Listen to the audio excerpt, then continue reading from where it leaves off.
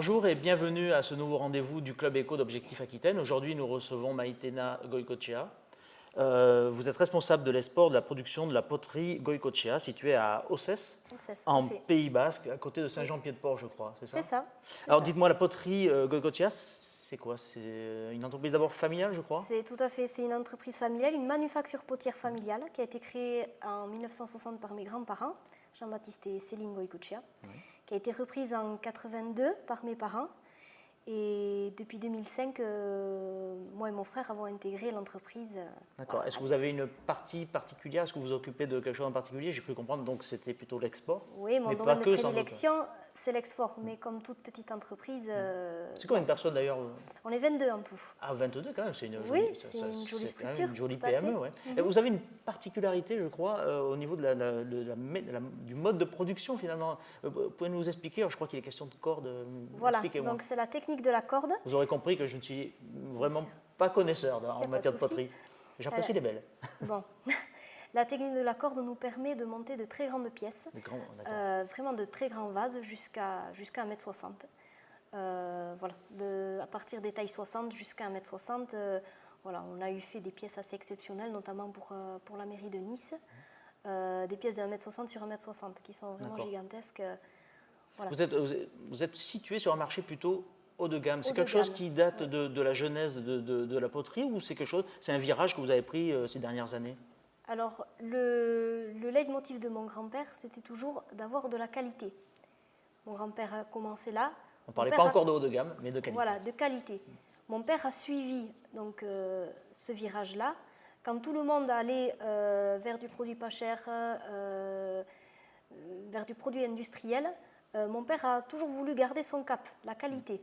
Donc, il allait contre vents et marées, je dirais. Oui. Il n'a pas été à la facilité, c'est clair. Pas du tout, jamais.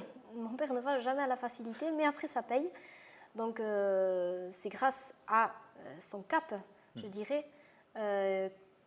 qu'on a suivi nous aussi.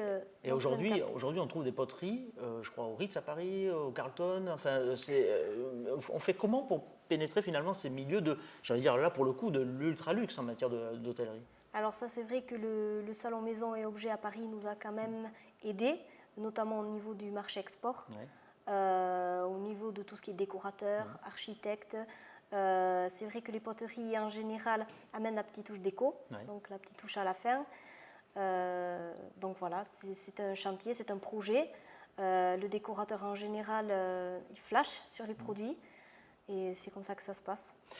Aujourd'hui, l'export, ça représente quel pourcentage de votre chiffre d'affaires? D'ailleurs, le chiffre d'affaires, il est de combien? Le chiffre d'affaires est de 3,5 millions cette année. En progression par rapport aux années précédentes? Ah oui, on a fait une très belle progression de 2011 à 2012. Et l'export, donc, ce chiffre d'affaires, c'est quoi? Ça représente... Je dirais un petit peu moins de 10%. Je dirais entre 7 et 8. Quels sont les pays cibles, les pays où justement vous êtes présent, où on peut voir des poteries Goicoechea? C'est quoi? C'est l'Europe? C'est l'Asie? Alors, l'Europe, oui, notamment les marchés où il y a la culture du jardin, comme l'Angleterre, un petit peu en Allemagne.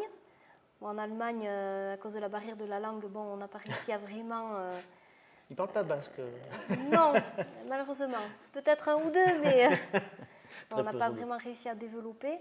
Mais l'Angleterre, oui, c'est vraiment ce pays-là qu'on cible parce qu'il y a vraiment une culture du beau, je dirais, une culture de la terre cuite aussi, de ce matériau. Les Anglais aiment beaucoup tout ce qui est terre cuite, et puis ils aiment beaucoup le jardin. Donc, si vous permettez, j'aimerais revenir sur le marché franco-français. Je peux comprendre que vous aviez ouvert 2 boutiques, vous me corrigez si je me trompe, je crois à Biarritz, Saint-Jean-de-Luz. Voilà. Ça donne quoi en fait? Est-ce que les Français sont aussi réceptifs finalement que les Anglais? Le marché français est notre principal marché. Ah oui, oui, oui. C'est un marché qui est toujours en progression pour vous? En progression, oui, tout à fait. Donc en progression parce que... Pourtant, il n'y a pas une très grande culture du jardin à la poterie. Je dirais qu'on n'est pas trop mal quand même. C'est vrai? Non, non, non, il y a une culture, mais après on est présent sur le marché depuis quand même un petit moment. Donc on est connu. On a été connu aussi grâce aux jardineries françaises, les grands noms de la jardinerie, comme Jardiland, Botanique, Truffaut. D'accord, vous êtes présent, on peut vous trouver là. Voilà, alors parce que nous on a 2 collections. On a une collection qu'on appelle jardin, donc tout ce qui est terre cuite pour plantation extérieure. et la collection déco avec justement ces grandes poteries à la corde émaillées, c'est très très belles pièces. Assez monumental. Voilà, ça c'est 2 collections différentes, je dirais 2 marchés différents, 2 façons de travailler différentes. Ces 2 marchés que vous voulez développer de la même façon ou, Ah non, pas du tout. Non, il y a les pièces monumentales peut-être, c'est peut-être le marché que vous voulez tirer vers le haut. Aussi, bien sûr, c'est celle qui nous tire vers le haut de toute manière, de toute façon. Donc voilà, ça c'est vraiment des chantiers, je dirais des projets. On travaille en relation avec des architectes, paysagistes. Là, on n'est plus dans le schéma j'achète un minimum, j'ai un franco, je revends, je réachète. Là, vous répondez à des demandes très spécifiques dans des délais aussi souvent contraints. Ah oui, là aussi, même s'il faut respecter un certain délai pour la céramique, voilà, on est tenu aussi par ça. Bon, ces poteries monumentales, on ne les trouve pas forcément dans vos boutiques, si? Bien sûr, dans nos Est-ce qu'il y aura d'autres boutiques? Ça sera ma dernière question d'ailleurs. Est-ce qu'il y a d'autres boutiques qui sont en préparation? Et pas forcément dans la région d'ailleurs. Alors non. Pourquoi? Parce qu'on veut développer déjà chez nous, on veut bien développer. Bien vous installer. Bien nous installer. Après, on ne sait pas. On ne sait pas, est-ce qu'on aura une belle opportunité.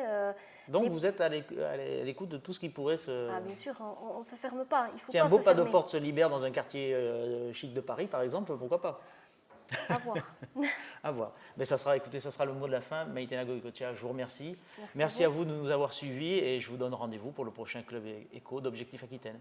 À bientôt.